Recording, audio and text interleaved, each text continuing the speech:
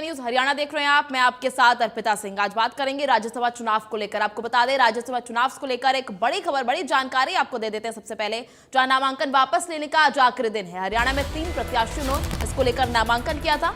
BJP ने संजय भाटिया को प्रत्याशी बनाया था, वहीं कांग्रेस ने करमवीर बौद्ध को प्रत्याशी बनाया था। सतीश नांदाल बतौर निर्दलीय लड़ रहे हैं चुनाव। आपको बता दें, नामांकन वापस नहीं लेने पर 16 मार्च को चुनाव होगा और परिणाम भी 16 मार्च को ही घोषित किए जाएंगे। तो ये राज्यसभा चुनाव को लेकर राजनीति गर्मा गई है हरियाणा में। आपको बता दें, इस दौरान 2 सीटों पर 3 उम्मीदवार खड़े हो गए हैं। आपको बता दें, बीजेपी से संजय भाटिया को प्रत्याशी के रूप में बीजेपी ने चुना है। उसी के साथ कांग्रेस से करमवीर बौद्ध को चुना गया है। वहीं एक और तीसरी निर्दलीय से आपको बता दें, सतीश नांदल बतौर निर्दलीय चुनाव लड़ेंगे। इसको लेकर अब चर्चाएं तेज हो गई है। वहीं नामांकन वापस नहीं लेने पर 16 मार्च को चुनाव होंगे। नामांकन वापस लेने का आज आखिरी दिन है। तो राज्यसभा चुनाव को लेकर ये बड़ी जानकारी आपसे साझा कर रहे हैं इस वक्त, जहां 3 उम्मीदवारों के होने से क्रॉस वोटिंग की जो संभावनाएं हैं वो लगातार बढ़ती जा रही है। वहीं नामांकन वापस लेने का आज आखिरी दिन है। हालांकि इसको लेकर कांग्रेस के तमाम बड़े नेताओं ने साफ कर दिया है कि एक उम्मीदवार जो है कांग्रेस का है, एक बीजेपी का है और विजेता भी यही होंगे। कांग्रेस के वरिष्ठ नेता भूपेंद्र हुड्डा ने साफ किया कि जीत में एक कांग्रेस का उम्मीदवार चुना जाएगा, वहीं एक बीजेपी का। पर निर्दलीय के चुनाव में खड़े होने से क्रॉस वोटिंग के चांसेस जो है लगातार बढ़ गए हैं। वहीं नामांकन वापस लेने का आज आखिरी दिन है। वहीं राज्यसभा की रेस में मैदान में 3 फेस है। चलिए आपको समझाते हैं राज्यसभा चुनाव को लेकर किस तरह से ये रणनीति तेज हो रही है। नामांकन भरने 5 मार्च तक भरे जाने थे। वोटिंग की डेट जो है 16 मार्च है। आपको बता दें, नतीजे भी 16 मार्च को घोषित किए जाएंगे। तो इस तरह से ये राजनीतिक समीकरण जो है बदलता हुआ दिखाई दे रहा है। आपको बता दें, 3 उम्मीदवार जो हैं इस बार खड़े हो गए हैं। चलिए ग्राफिक्स के जरिए आपको समझाते हैं राज्यसभा चुनाव के लिए कौन से प्रत्याशी इस बार खड़े हुए हैं। बीजेपी ने संजय भाटिया को प्रत्याशी के रूप में खड़ा किया है, वहीं कांग्रेस ने करमवीर बौद्ध को बतौर प्रत्याशी खड़ा किया है। वहीं हमारा तीसरा फैक्टर, सबसे कंट्रोवर्शियल, निर्दलीय से चुनाव लड़ रहे हैं सतीश नांदल। आपको बता दें, 2 सीटों के लिए 3 लोगों ने नामांकन भरे हैं। नामांकन वापस लेने की आज आखिरी तारीख बताई जा रही है। तो 2 सीटों के लिए ये 3 प्रत्याशी जो हैं वो खड़े हुए हैं चुनाव में, जिसको लेकर अब राजनीति गर्मा गई है हरियाणा में। आपको बता दें, इन तीनों के खड़े होने से क्रॉस वोटिंग के चांसेस बढ़ गए हैं। हालांकि तमाम बड़े नेताओं का यह कहना है कि निर्दलीय के खड़े होने से क्रॉस वोटिंग नहीं होगी। हालांकि इसकी संभावनाएं लगातार बढ़ती जा रही हैं। भूपेंद्र हुड्डा ने साफ किया कि इसको लेकर जीत कांग्रेस और भाजपा के एक उम्मीदवार की होगी। तो राज्यसभा की रेस में ये 3 जो प्रत्याशी खड़े हुए हैं, इसको लेकर अब काफी ज्यादा रोमांचक रणनीति का ये सिलसिला हो गया है। तो आपको बता दें, 16 मार्च को अब चुनाव होंगे। नामांकन वापस लेने की आज आखिरी तारीख है। अगर आज नामांकन कोई वापस नहीं लेता है तो इन्हीं 3 प्रत्याशियों के साथ 16 मार्च को चुनाव होंगे, वोटिंग होगी। वहीं वोटिंग के बाद 16 मार्च को ही रिजल्ट्स आएंगे।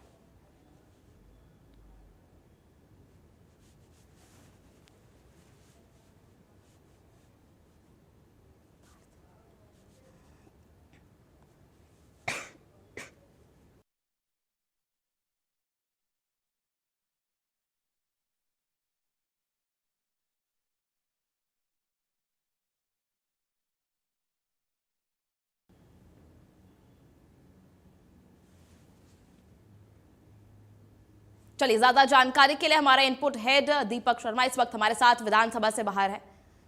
चलिए, इसी के साथ हमारे एग्जीक्यूटिव एडिटर ज्योति सांगवान भी इस वक्त हमारे साथ मौजूद है। वहीं चंडीगढ़ से साक्षी भी हमारे साथ मौजूद है। तो सबसे पहला सवाल, विधानसभा से लाइव हमारे साथ दीपक शर्मा जुड़े हुए हैं। दीपक जी, क्या कुछ समीकरण अब बदलता हुआ नजर आ रहा है, क्योंकि 2 बजे से फिर से विधानसभा की कार्रवाई तो है ही, हालांकि इसको लेकर अभी क्या कुछ लग रहा है इस चुनाव को लेकर? जी बिल्कुल, राज्यसभा चुनाव को लेकर के बात की जाए, यूं तो आज का दिन है कि किसी को नाम वापस लेना है तो नाम वापसी का अंतिम दिन है। 3 बजे तक का वो समय है, कुछ देर की और बात है। लेकिन एक बात जरूर बताएंगे, जहाँ तक है कोई नाम वापस लेने वाला नहीं है। तीनों के तीनों प्रत्याशी चुनाव मैदान में रहेंगे। एक तरफ भारतीय जनता पार्टी से संजय भाटिया की बात की जाए, कांग्रेस की बात की जाए तो करमवीर बौद्ध है, तो वहीं निर्दलीय जो कि भाजपा के प्रदेश के उपाध्यक्ष भी हैं अगर बात की जाए तो सतीश नांदल हैं।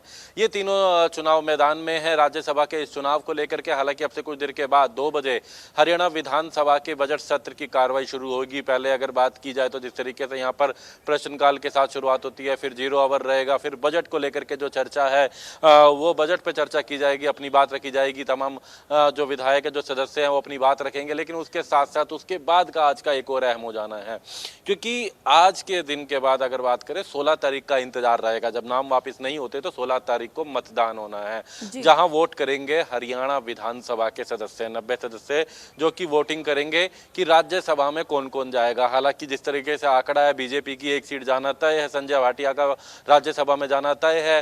कांग्रेस के लिए भी आंकड़ा तो पूरा था, क्योंकि 30 से 31 विधायकों की संख्या की जरूरत पड़ती है और उनके पास 37 का आंकड़ा है। लेकिन जिस तरीके से सतीश नांदल की एंट्री हुई तो उसके बाद कहीं ना कहीं मुश्किलें बढ़ी और आखिरकार हालात ये भी हुए कि आज कांग्रेस को अपनी विधायक दल की बैठक बुलानी पड़ी। आज शाम को जब विधानसभा का ये सत्र जो है आज का समापन होगा तो उसके बाद भूपेंद्र सिंह हुड्डा जो कि नेता प्रतिपक्ष हैं, सीएलपी लीडर है भूपेंद्र सिंह हुड्डा, पूर्व मुख्यमंत्री, उनके आवास पर विधायक दल की बैठक होगा। यहाँ पर जो है उनके द्वारा एक विधायक दल की बैठक बुलाई गई है। इसमें कांग्रेस के प्रदेश के प्रभारी भी मौजूद रहेंगे, कांग्रेस के प्रदेश के अध्यक्ष भी मौजूद रहेंगे और इस विधायक दल की बैठक के बाद विधायकों को एक टूर पर ले जाया जा सकता है। कहने को तो एक टूर रहेगा, प्रशिक्षण शिविर भी कहा जाता है इनका कि समय समय पर करवाए जाते हैं, लेकिन वास्तविकता में ये जो गठजोड़ का जो अभी तरीका चलने वाला है, जो शुरुआत होने वाली है वो और लगातार हो भी रही है, उसको लेकर के अपने अपने विधायकों को एकजुट करने का प्रयास है। यहाँ से हिमाचल और कर्नाटक 2 प्लान था, लेकिन हिमाचल नजदीक है और हिमाचल ले जाने की प्लानिंग है, क्योंकि वहां पर भी अगर बात की जाए तो कांग्रेस की सरकार है, तो ऐसे में कांग्रेस अपने विधायकों को वहां ले जा सकती है कुछ दिनों के लिए। कहा यह जाएगा कि प्रशिक्षण के लिए लेके जा रहे हैं। आज की विधायक दल की बैठक के बाद तमाम विधायकों को, क्योंकि उनको पहले ही संदेश दिया गया था कि अपना लगेज यानी जो अपना सामान है, जो बैग है वो साथ लेकर के आएंगे और उसके बाद उन्हें आज की ये विधानसभा की कार्रवाई जब स्थगित होगी आगे के लिए तो उसके बाद अगर बात की जाए तमाम विधायकों को ले जाया जाएगा और सीधे 16 तारीख को जिस दिन चर्चा भी है विधानसभा की अगर बात की जाए तो, और उस दिन वोटिंग भी है। हालांकि उस दिन सदन की कार्रवाई 16 तारीख को भी 2 बजे शुरू होगी, लेकिन वोटिंग सुबह से ही शुरू हो जाएगी, तो उसको लेकर के उसी दिन सुबह तमाम विधायकों को वापस लाया जाएगा। तो ये गणित है। भारतीय जनता पार्टी की बात करें तो उन्होंने अपनी तरफ से जो है एक यहाँ पर अगर बात करें तो पर्यवेक्षक भी नियुक्त किए हैं। गुजरात के उप मुख्यमंत्री जो हर्ष सांघवी हैं उनको पर्यवेक्षक नियुक्त किया गया है राज्यसभा चुनावों को लेकर के। हालांकि भाजपा के लिए कोई बड़ी चुनौती नहीं है पहली सीट जीतना, लेकिन दूसरा जो निर्दलीय है वो भी भाजपा से ही जुड़े हुआ है, प्रदेश उपाध्यक्ष। हालांकि निर्दलीय नामांकन भरा उनको। हालांकि बीजेपी की बात की जाए तो तकरीबन 17 और विधायक बीजेपी के रहते हैं, 31 जो है वहां पर संजय भाटिया के साथ जाने के बाद 17 के बाद 3 निर्दलीय, क्योंकि वो दिन नामांकन के साथ थे 20। अगर इनेलो की अभी स्थिति स्पष्ट नहीं, लेकिन इनेलो अगर 2 साथ जुड़ जाते हैं तो 22। इस 22 वाले को 37 वाले से कांग्रेस वाले से टक्कर लेनी है और अपना आंकड़ा मजबूत करना है। 22 से 30 तक का रास्ता अख्तियार करना है उसे, और इस रास्ता अख्तियार करने के लिए कई शब्द आते हैं, हॉर्स ट्रेडिंग आती है, ये तमाम आरोप लगते हैं। लेकिन इन सब के बीच नजर रहेगी आज की विधायक दल की बैठक, उसके बाद क्या रहता है। और कहीं ना कहीं काफी दिलचस्प अगला 1 सप्ताह रहने वाला है। 1 सप्ताह यानी 16 तारीख तक का इंतजार। जब 16 तारीख तक कितने विधायकों को जो दावा सतीश नांदल कर रहे हैं, जो निर्दलीय अन्य विधायक उनके सहयोगी कर रहे हैं, उस दावे को कितना मजबूत रख पाते हैं, कांग्रेस कैसे अपने 37 विधायकों को एक साथ रख पाती है। हालांकि कांग्रेस की विधायक दल की बैठक थी तो 31 विधायक थे। पिछली बार जब वो नामांकन भरने आए कांग्रेस के उम्मीदवार करमवीर बौद्ध तो 34 विधायक थे, कुल संख्या 37 है। उन्होंने कहा कि सभी मौजूद रहेंगे, एकजुट रहेंगे, तो फिलहाल तय होगा आज के बाद। तो फिलहाल अगर हम बात करें तो आज की ये प्रक्रिया है, जहां तक अगर बात की जाए तो अब से कुछ देर के बाद विधानसभा की जो कार्रवाई है वो शुरू होगी। जी चलिए, वही हमारे एग्जीक्यूटिव एडिटर ज्योति सांगवान भी हमारे साथ मौजूद है। ज्योति जी, क्योंकि अब सतीश नांदल के आने से राज्यसभा के रण में हलचल मच गई है, क्रॉस वोटिंग की भी संभावनाएं जताई जा रही है। हालांकि भूपेंद्र हुड्डा ने तो साफ कर दिया है इसको लेकर कि जीत जो है वो एक भाजपा और एक कांग्रेस की होगी, लेकिन इसको लेकर क्रॉस वोटिंग की संभावनाएं बढ़ती जा रही है, उसको लेकर किस तरह से अभी समीकरण आगे चलेगा?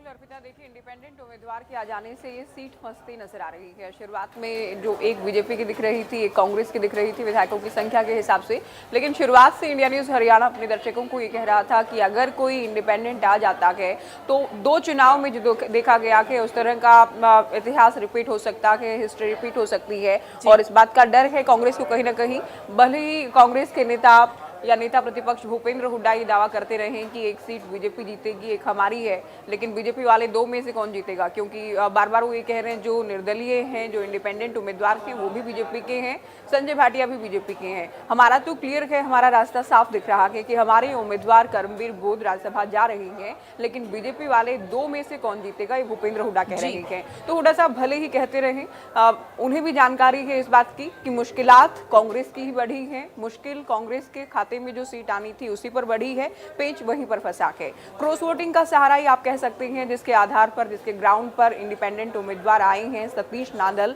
इसी उम्मीद के साथ, और पहले भी जाहिर है होमवर्क किया गया होगा, किस तरह से नंबर गेम बनता है इस पर काम किया गया होगा, और क्रॉस वोटिंग ना हो इसी बात का डर है कांग्रेस को। इसी के चलते जो कांग्रेस विधायक दल की बैठक है जिसमें पूरी प्लानिंग तैयार की जाएगी कि क्या किया जाए, दीपक भी जानकारी दे रहे थे और इससे पहले भी इंडिया न्यूज़ अपने दर्शकों को ही जानकारी दे रहा था कि कांग्रेस विधायकों को ये कहा गया है कि वो अपने बैग्स भी पैक कर लाएं, क्योंकि आप जानते हैं थोड़ी ही देर में सत्र की कार्यवाही शुरू होनी है, और सत्र की कार्यवाही खत्म होने के बाद आज शाम जो बैठक होगी कांग्रेस की, जिसमें हरियाणा मामलों के प्रभारी वीके हरिप्रसाद भी रहेंगे, बहुत संभव है उसके बाद कांग्रेस विधायकों को कहां जाना है। खबरें हिमाचल की भी सामने आ रही, क्योंकि कांग्रेस की वहां सरकार है, सुक्खू सरकार है, तो कांग्रेस का प्रयास रहेगा कि क्रॉस वोटिंग से बचने के लिए कि उनके विधायकों को तोड़ा ना जाए या इंडिपेंडेंट के लिए कहीं वोट ना कर दे, साम दाम दंड भेद अपनाते हुए उन्हें अप्रोच ना किया जाए, इस बात की डर, आशंका, शंका के चलते कांग्रेस अपने विधायकों को शिफ्ट कर सकती है। ये खबर हम अपने दर्शकों को दे रहे हैं। तो कुल मिलाकर बेहद रोचक होता नजर आ रहा है। राज्यसभा चुनाव 2 सीटें हैं, 3 उम्मीदवार हैं, संजय भाटिया राज्यसभा जा रहे हैं, कोई इसमें डाउट नहीं है, क्योंकि 48 खुद बीजेपी की, 3 इंडिपेंडेंट भी बीजेपी के साथ हैं। हालांकि जो बीजेपी के सरप्लस हैं 31 होने के बाद, जो बीजेपी के 17 हैं, 3 इंडिपेंडेंट तो खुद नॉमिनेशन फाइल करवाने के लिए सतीश नांदल के साथ पहुंचे थे।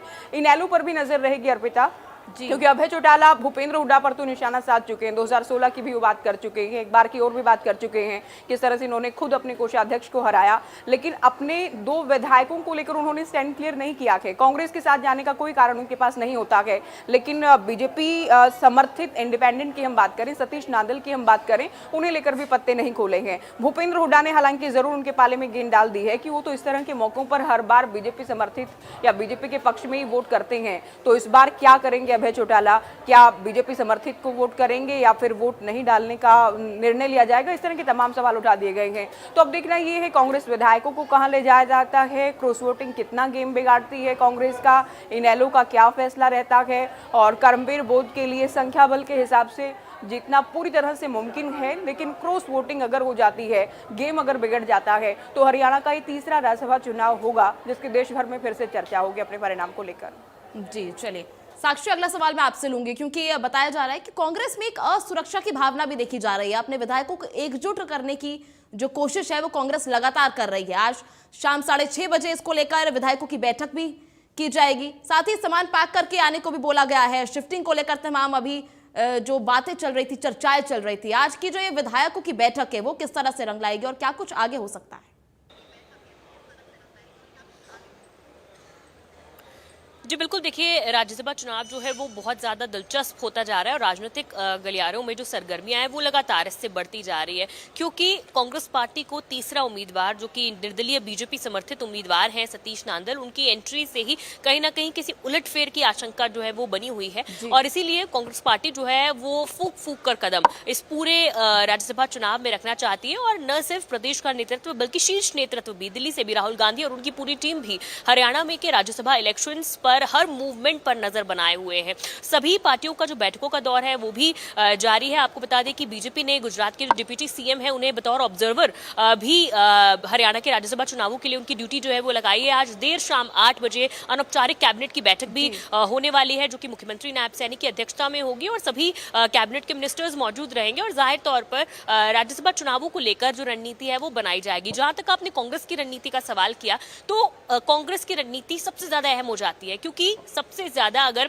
किसी की सीट को खतरा है तो वो कांग्रेस के उम्मीदवार करमवीर बौद्ध की सीट को खतरा है। 3 बजे तक आज समय है, अगर निर्दलीय उम्मीदवार अपनी नाम वापसी नहीं लेते हैं तो कांग्रेस की मुश्किलें बढ़ सकती हैं। और कांग्रेस की जो रणनीति है वो ये है कि पिछले दिनों ही 3 से 4 दिन पहले ही इंडिया न्यूज हरियाणा ने बता दिया था कि कांग्रेस ने अपनी रणनीति बनाई है कि सभी जो एमएलए है उन्होंने कहा है कि अपना सामान पैक कर आज के सेशन के लिए पहुंचे, क्योंकि अगर आज उम्मीदवार अपना नाम वापस नहीं लेते हैं निर्दलीय उम्मीदवार तो कांग्रेस अपने एमएलए को किसी सेफ जोन में लेकर जाएगी ताकि एमएलए टूटे ना, क्रॉस वोटिंग ना हो, कहीं किसी के बहकावे में एमएलए ना आ जाएं और वोट।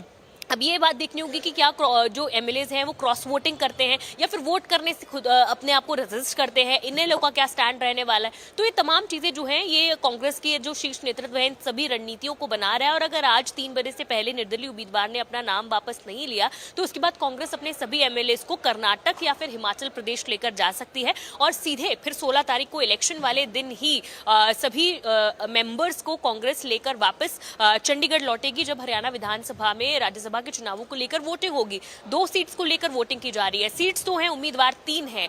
किसकी नैया जो है वो पार लगती है, क्योंकि बीजेपी की जो सीट है संजय भाटिया की, उनका राज्यसभा जाना लगभग तय है। उनकी सीट में कोई रुकावट, कोई हिंड्रेंस नहीं है।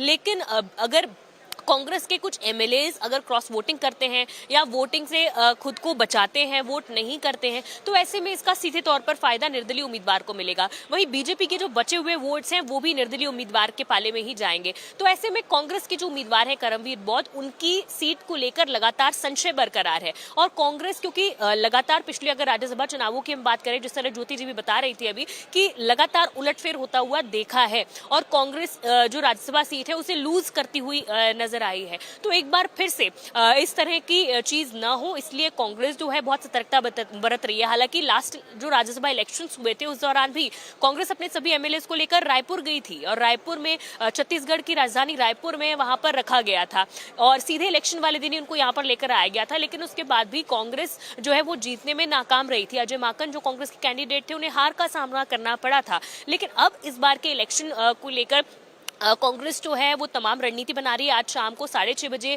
विधायक दल की बैठक भी बुलाई गई है। तो जो भी 3 बजे तक अगर नाम वापसी होती है नहीं होती है उसके अकॉर्डिंग नेक्स्ट जो अपनी रणनीति है वो कांग्रेस के द्वारा बनाई जाएगी। कर्नाटक में भी चूंकि कांग्रेस की गवर्नमेंट है इसलिए वहां पर सभी विधायकों को लेकर जाना चाहता है नेतृत्व, लेकिन कुछ विधायकों ने ये सजेशन दिया है कि कर्नाटक बहुत दूर है, हिमाचल प्रदेश में भी कांग्रेस की गवर्नमेंट है तो वहां पर भी जाया जा सकता है। तो हालांकि सभी को कहां लेकर जाया जाएगा इसका फैसला हो सकता है आज शाम को कांग्रेस की विधायक दल की बैठक में हो और हो सकता है अगर निर्दलीय उम्मीदवार अपना नाम वापस ले ले तो इस तरह की नौबत भी ना आए। लेकिन सभी एमएलए को अपना सामान पैक कर आने के लिए बोला है कि 4 से 5 दिन का सामान जो है वो पैक कर आए। अगर नाम वापसी नहीं हुई तो आज देर शाम को या फिर कल सुबह सभी एमएलए को कांग्रेस का जो नेतृत्व है वो लेकर किसी दूसरे स्टेट में जा सकता है ताकि वो किसी और पार्टी के या किसी उम्मीदवार के संपर्क में ना आए, कोई क्रॉस वोटिंग ना हो और विधायक में एकजुटता बनी रहे।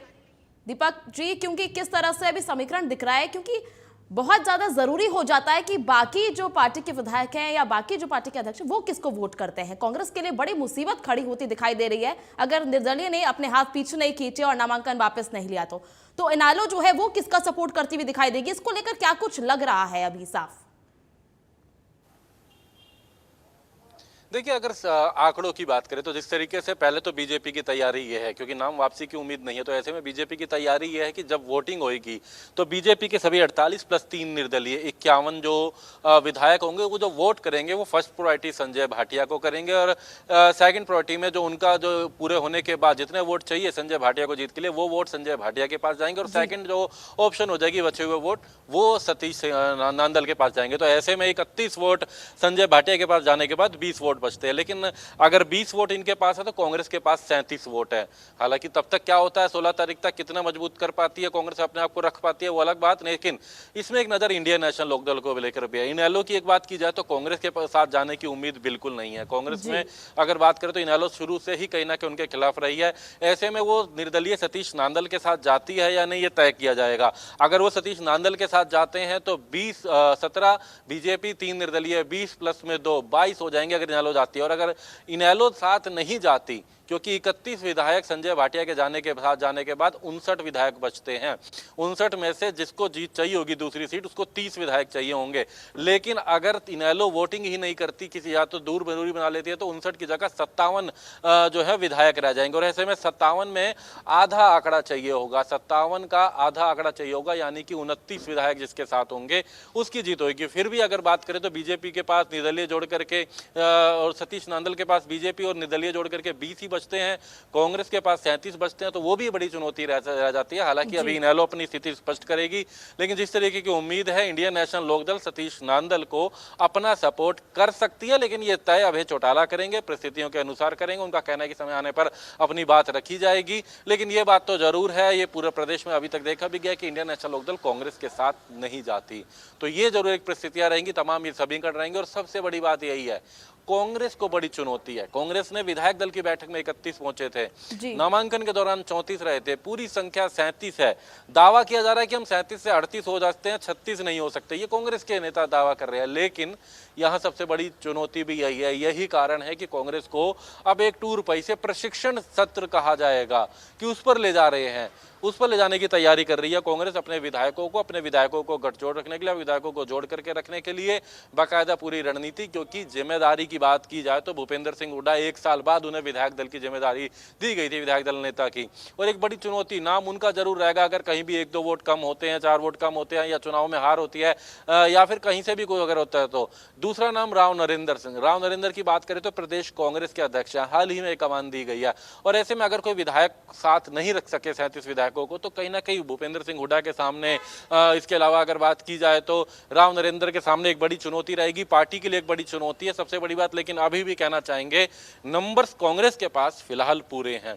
37 का आंकड़ा, करीबन 30 विधायकों की जरूरत होगी, 37 विधायक उनके पास है। लेकिन सबसे बड़ी बात, इन 37 विधायकों को एकजुट रखना, एक साथ जोड़ के रखना। और उसी को लेकर के आज जिस तरीके से अभी जो ज्योति सांगवान जी जो बात कर रहे थे, या साक्षी बात कर रहे थे कि आज बैठक बुलाई गई है विधायक दल की कांग्रेस की, उसमें भी चर्चा की जाएगी, आगामी रणनीति रहेगी। और ऐसा भी आज से पहले रहा। लेकिन हम राज्यसभा चुनावों के इतिहास की बात करें तो कांग्रेस के लिए ज्यादा अच्छा इतिहास नहीं रहा है। जब जब राज्यसभा के चुनाव हुए, केवल एक चुनाव को छोड़ दें जिसमें दीपेंद्र हुड्डा जीते थे। ये दीपेंद्र हुड्डा की ही सीट है जिसके ऊपर चुनाव हो रहा है, क्योंकि दीपेंद्र हुड्डा लोकसभा में चले गए थे, तो लोकसभा में जाते वक्त उन्होंने अपने राज्यसभा की सीट से इस्तीफा दे दिया था, वो सीट खाली हुई थी। उस समय नंबर्स के अनुसार बीजेपी को वो सीट मिल गई थी, लेकिन वो कार्यकाल पूरा हो रहा है, तो उसी पर ये जो है चुनाव हो रहा है। और एक वही चुनाव था दीपेंद्र हुड्डा वाला जो सीधा सीधा गया था। लेकिन इससे पहले की बात करें, चाहे अजय माकन उनके उम्मीदवार आए हो, या कभी आर.के. सिंह भी आए थे यहाँ पर, अगर बात करें तो जब अगर बात करें जिस तरीके से तमाम आंकड़ा रहा था, उस समय भी बड़ी चुनौती रही थी कांग्रेस को। कहीं ना कहीं एक बड़ा कांग्रेस के लिए दिक्कत आई थी। और इस बार कांग्रेस के सामने सबसे बड़ी चुनौती यही है कि जो साख कांग्रेस की रही कि कांग्रेस के विधायक एक नहीं हो पाते, वोट क्रॉस हो जाता है, आपसी गुटबाजी रहती है, नाराजगी रहती है, इस बार उन 37 विधायकों को कैसे एकजुट रखेंगे, ये एक बड़ी चुनौती रहने वाली है। जी चलिए ठीक है दीपक जी, बहुत बहुत शुक्रिया आपका हमारे साथ जुड़ने के लिए। साक्षी, बहुत बहुत शुक्रिया आपका हमारे साथ जुड़ने के लिए और तमाम जानकारी साझा करने के लिए। अभी इस खास पेशकश में इतना ही। आप देख रहे तो राज्यसभा के रण को लेकर हमने बात की, किस तरह से ये जितने भी 3 उम्मीदवार खड़े हुए हैं, आपको बता दें इसमें निर्दलीय का जो माना जा रहा है उसने ये समीकरण बिगाड़ता हुआ नजर आ रहा है। आपको बता दें जिस तरह से सतीश नांदल खड़े हुए हैं उसको लेकर ये राजनीतिक समीकरण बदलता हुआ नजर आ रहा है। आपको बता दें कि जिस तरह से भारतीय जनता पार्टी और कांग्रेस दोनों ने ही अपनी बैठकें बुलाई हैं। आपको बता दें शाम 6:30 बजे भारतीय जनता कांग्रेस ने अपनी बैठक बुलाई है, वहीं 8 बजे कैबिनेट की बैठक होगी जिसकी अध्यक्षता खुद सीएम नायब सैनी करेंगे। उसको लेकर अब बैठक बुलाई जा रही है। साथ ही कांग्रेस ने तो यह भी कह दिया है कि विधायक अपना सामान पैक करके लेके आए। तो ये आपने देखा किस तरह से कांग्रेस जो है उनके अंदर ये असुरक्षा की भावना आ गई है, वो अपने विधायकों को एकजुट रखने की कोशिश कर रहे हैं लगातार।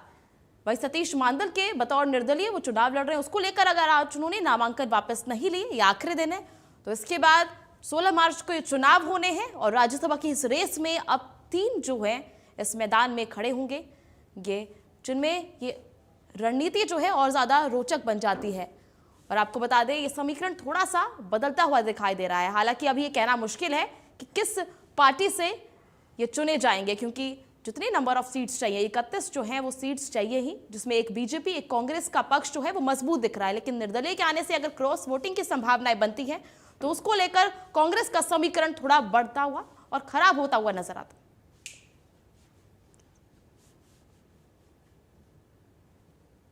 चलिए अब राज्यसभा चुनाव को लेकर ये बड़ी खबर, बड़ी जानकारी आप